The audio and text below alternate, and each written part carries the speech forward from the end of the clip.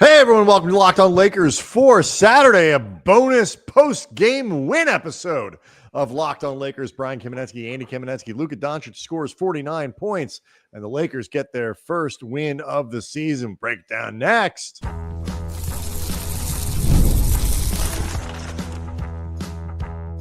You are Locked On Lakers, your daily Los Angeles Lakers podcast, part of the Locked On Podcast Network, your team every day. Thanks to everybody for making Locked On Lakers first listen of every day, Monday through Friday, and sometimes on Saturdays, no matter how or where you get your podcasts. This one's always going to be free for you and never behind a paywall. Locked On Lakers on YouTube is where you can go hang out with over 36,000 very happy subscribers to the channel, Andy, after the Lakers get their first win of the season. They bounce back in a big way, particularly over the second half. After a 128-110 win over the Minnesota Timberwolves, a team that unceremoniously dumped them from the playoffs last year. A little bit of revenge for the Lakers, although they probably still would have rather won the playoffs. But a really nice game all around for the Lakers. It starts with Luka Dončić, 49 points, and darn near a triple-double. But it was a really good game, particularly given, Andy, that it started off a little dicey. It started out dicey, but nothing that was out of control for the Lakers. And the second quarter, we'll get into some of the details, but I think the second quarter was in a lot of ways shaped and then changed the game through the effort of Marcus Smart and Jared Vanderbilt. Like, I thought they both really redirected the game in a positive way for the Lakers, combined with, interestingly enough, Luka's 49 points. The game, in a lot of ways, I think also started to turn for the better from the Lakers during a period where he was off the floor. But before we even get into some of the specifics, I tweeted out at Cam Brothers, tonight was everything that you would want from the Lakers after a bad opening night, insofar as addressing the stuff that really either went wrong for the Lakers or pissed Laker fans off. Strong third quarter, check. Made your free throws, check. Ball security, check. More physicality, check. Balanced scoring, check. More activity, checked. Animated LeBron on the bench, check. Like, everything that fans were looking for was there in this game. I'm not saying that there aren't things that could be better, but that's what the entire season is for, drilling down on those things. But as far as bouncing back, in particular from the stuff that bit you in the ass on Tuesday against the Warriors, the Lakers did a phenomenal job. Yeah, it was one of these things that, Minnesota was like smoking hot at the beginning of the game. Like, when the Lakers played bad defense, Minnesota obviously took advantage. When the Lakers played good defense, Minnesota took advantage. They were hitting shots from everywhere, and they needed. And when they weren't hitting shots, they were getting all the second chance opportunities possible. Well, it was just, the whole thing was just, the Lakers were definitely on the back foot and defensive, and they fell down early, but by the end of the first quarter, we're able to kind of claw back into it, in large part because Luka scored 23 points in the first quarter. It was basically the Timberwolves versus Luka over the first 12 minutes of that game, and Luka kept the Lakers pretty close. And then, like you say, from that point on, the Lakers won every quarter. They were down by 4 at the end of the first. They won the second quarter by 9, the third quarter, which we'll get to, by 11, and the fourth, even including garbage time, by 4. So, they won the rest of the game from that point.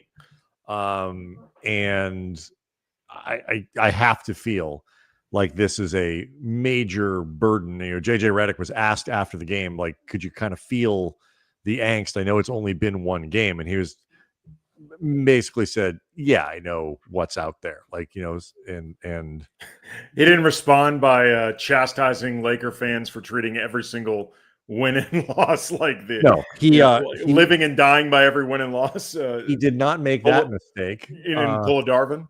No, but he did say, like, I like I like that our fans give a bleep. He wouldn't say the word because he didn't want to get fined, but neither do I. So but that, he likes that from the Lakers fan base. But like the Lakers, had they lost this game, particularly had they lost with a really bad defensive performance, and Minnesota comes in and beats, like, they're going to Sacramento down, feeling bad about themselves, 0-2, and alarm bells are going off. So this is a level setter for the Lakers, and proof that there's a formula there for them to win games early in the season, even when they're not at full strength. Yeah, and we mentioned Luka Dončić and just the show that he put on. 23 first quarter points. He had, I believe, 32 in the first half. He got to the line 12 times. I believe it was 9 of 14 from the field, but it was a lot. Like, Luka became the Jimmy Butler exhausted me. He was so tired at the end of the first quarter.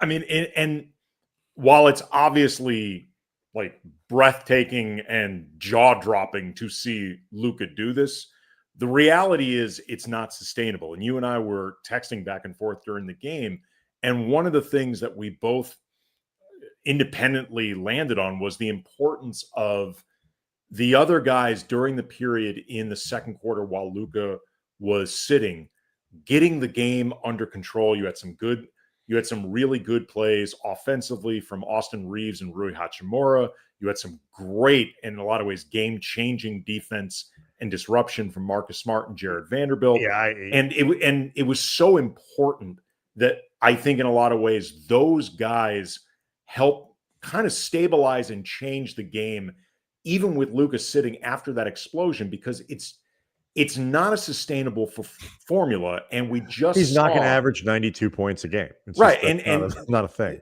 There just needs to be better balance discovered, and then in the second half, things remained really balanced, and Luka was a big part of orchestrating that balance. The big thing was the way he very clearly started going out of his way to continually involve DeAndre Ayton. And that brought out a strong half from Ayton on both sides of the ball. Yeah, they got the ball to DeAndre, and I want to talk about Ayton because we'll get to him. But they got the ball into Ayton early in the third quarter, and it made a big difference. But to your point before, Andy, I do think the game really turned when Marcus Smart came in.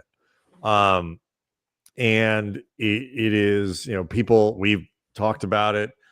People know how I feel about the starting lineup. People know how you feel about the starting lineup. I feel like starting lineup remained Gabe, by the way. Right, and that's why I'm getting there. But Gabe Vincent started again on Friday. I feel like that should be Marcus Smart, although I do wonder if there just is still a bit of a limitation there, only because Smart, granted, blowout, he didn't have to play late, and I think he probably sort of would have been on the floor. But only played like 20 minutes. So I think they're trying to keep him. I think they would love to keep his minutes down early in the year, since he really missed so much of training camp. So we'll see. Like if he keeps playing like this, it gets harder to not have him in as a starter. I mean, I guess the benefit is you can kind of use him surgically in games, for the 5 minutes, 7 minute stretches or wherever he's needed. But ultimately, I think that would be better for them if they could figure out how to get him to start. But that, to me, that his not just his energy defensively, but his ability to be disruptive and get his hands on passes, to be more physical with Anthony Edwards than Gabe could when they were matched up together. Harder to shoot over. It was just that is really, to me, where the game turned. Yeah, I want to also get into the way JJ used both Smart and Vando with the rotation, because he made an adjustment with the floor combinations that I thought worked extremely well. And if nothing else, I think is a blueprint for for whatever reason, Smart or Vando is not going to start, and it's going to be Gabe Vincent for the foreseeable future when LeBron gets back, whichever comes first. I thought JJ made a really good adjustment that helps make it more viable. So we can get into that coming up next. But we got to let you know that Locked On Lakers is brought to you by Robinhood. Your ambition just met its match. With Robinhood, you play for the win, not just on game day. Every day, locking in on every opening, beating your PR, beating it again. Channel that drive into your money. Robinhood puts you in control of your money, trade stocks and ETFs, your options, your futures, your crypto, all in one platform. You can now build and execute your own trades from a desktop with Robinhood Legends advanced tools, or take advantage of the Robinhood strategies with a tailored portfolio managed by a team of experts. You can expect more from yourself, and now you can expect more from your money. Get started today at Robinhood.com/yourmoney. That's Robinhood.com/yourmoney. Your money, your move. Locked On Lakers also brought to you by DoorDash. NBA season, it is here. DoorDash has found the perfect way to keep fans in their bag all season long, whether you're watching the highlights, your fantasy team, or just your favorite player. DoorDash makes every game night even better. DoorDash is the official on-demand delivery platform of the NBA, and they're celebrating with something called the bag drop. Every time an NBA player scores 50 points in a game, Luka was one away from that on Friday. DoorDash drops 50% off your order with Dash Pass the next day, and you're automatically entered for a chance to win the ultimate fan bag. We're talking player-inspired drip, exclusive gear, stuff you actually want. DoorDash has you covered for all the late-night highlights, last-minute watch parties, and double OT fuel up. So next time someone goes off for 50, use the promo code NBA50 the next day. Get 50% off on DoorDash with Dash Pass, plus your shot at the bag drop. Dash Pass members only. 50% off up to $10 the day after a 50-point game with the promo code. Terms apply. No purchase necessary. Ends April 13th. Open to U.S. residents 21 or older. Visit DoorDashInYourBag.com for full details. DoorDash in your bag all season long. And finally, Locked On Lakers is brought to you by Game Time. Basketball season's officially here. Nothing beats being in the arena for those opening games, but getting tickets can be a total headache between waiting in queues, surprise fees, and prices that jump right before checkout. It's easy to get frustrated when all you want to do is cheer on your team. I'm guessing it's the Lakers. And that's where Game Time comes in. It's the app that gives fans the advantage, the ultimate life hack for scoring NBA tickets fast, easy, and stress-free. I love that what you see is what you get. There's no hidden fees at the checkout. The zone deals allow you to pick the section. Game Time picks your seats, and you save big. You can even find NBA tickets for under $25. Take the guesswork out of buying NBA tickets with Game Time. Download the Game Time app, create an account, use the code LOCKEDONNBA for $20 off your first purchase. Terms apply. That's code LOCKEDONNBA for $20 off. Swipe, tap, ticket, go. All right. So, still plenty to unpack here in this game, Andy. You were getting ready to talk about the way, because I agree with you. I do think JJ is going to try to build some consistency into the starting lineup. Gabe Vincent will likely continue to start. How much he plays, and then how they kind of divvy up those minutes, and behind that though is flexible, and JJ showed that on Friday. Well, one of the things that I've talked about in wanting either Smart or Vando to get that starting nod is because depending on how you configure the rotations, you could end up with long stretches with Vando and Smart together. And depending on who else is out there with them, and in the past, it's been those, as JJ referred to, the Luka and the Banshees lineups, there just isn't enough offense. And we saw that against Golden State. We saw that at times last year. It's just too much of a lift on Luka.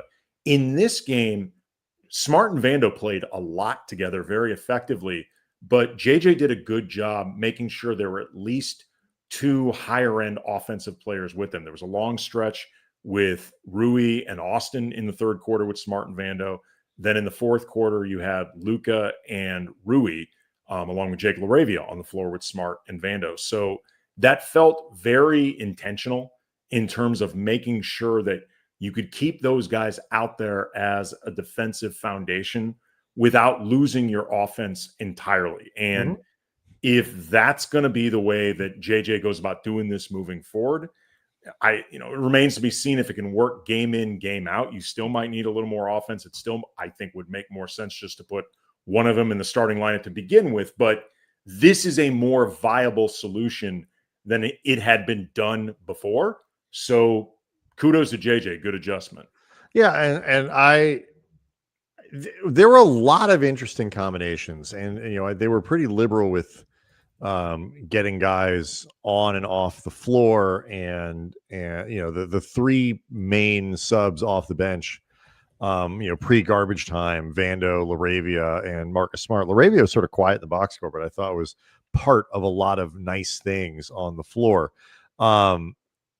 Those three guys each played over 20 minutes. And so, when you're playing an 8-man rotation, Gabe played minutes that, he played fewer minutes than LaRavia. Granted, LaRavia got a couple extra in garbage time. But my point being, like, you've got four guys who are going to get the bulk of the minutes from the starting lineup in Rui and Ayton and Dončić and Austin.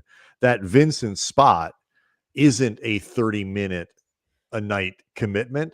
And what I liked, they did all kinds of interesting, you talked about Vando and Smart on the floor at the same time. They went small and very aggressive with that group. That's when they started switching everything. Like we've seen that before.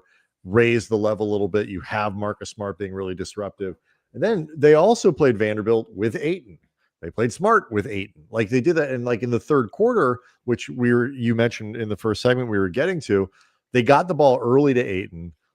He became far more aggressive and far more energetic over the course of those final 24 minutes. I don't think he was terrible in the first half, but what he felt to me, like he felt tentative. He still felt unsure of, like, I'm trying to time out my roll right. There were a couple times when he's like rolling to the basket and you can see him sort of looking at the guard going like, can I go yet? When do I, like, the rhythm just wasn't there. I think in the second half, he just went. It was like, go do things fast and we'll find you.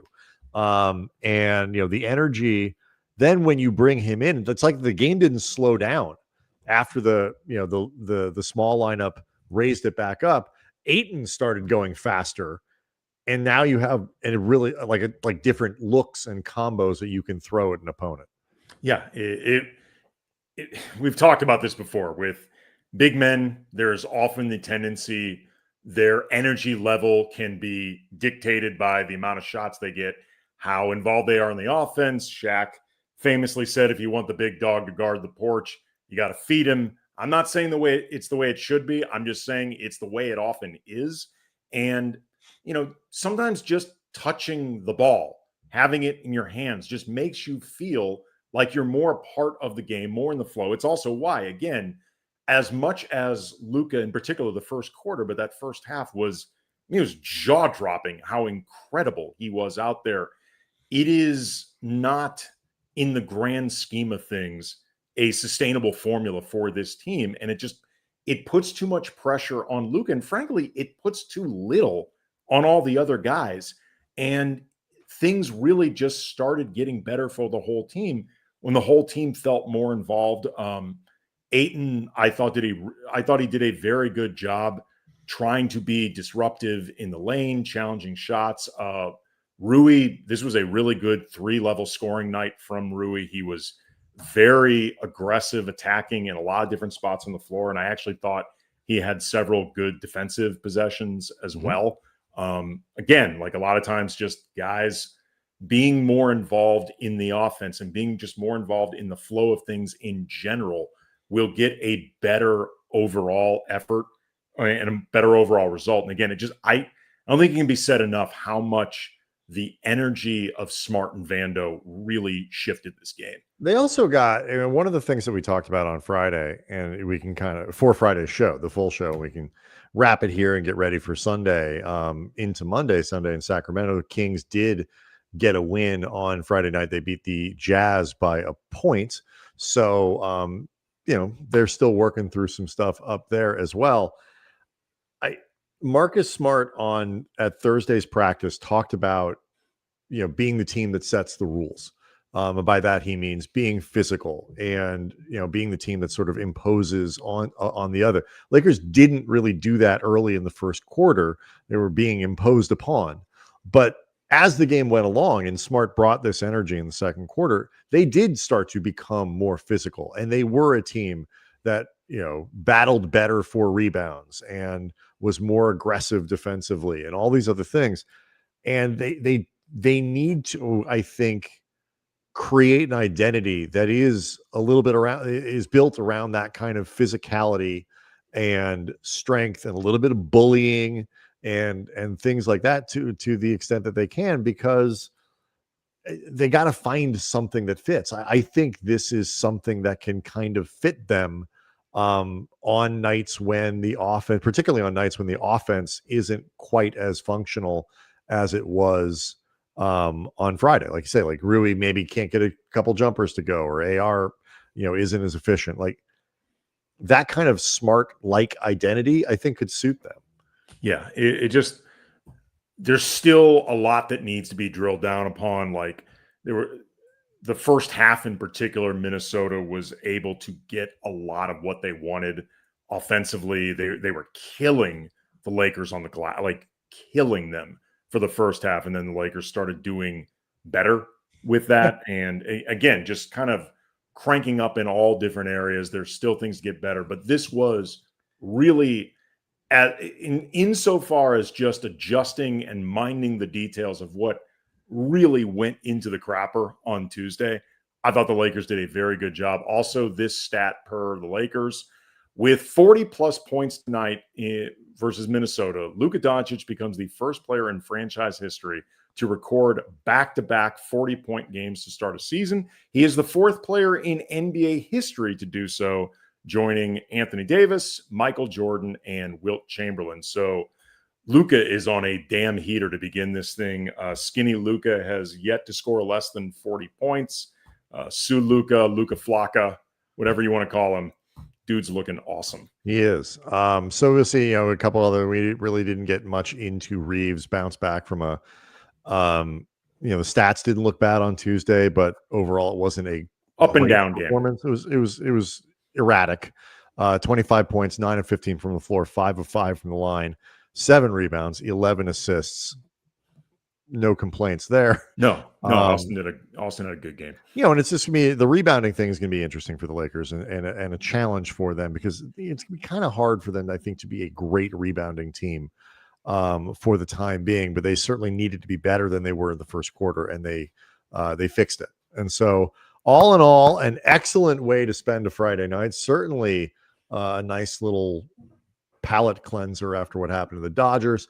Lakers are in Sacramento on Sunday. We will obviously be here after that one's over to break it all down for you. Locked On Lakers on YouTube is where you can go hang out with over 36,000 subscribers. Leave us questions, leave us comments. We'll see everyone on Monday.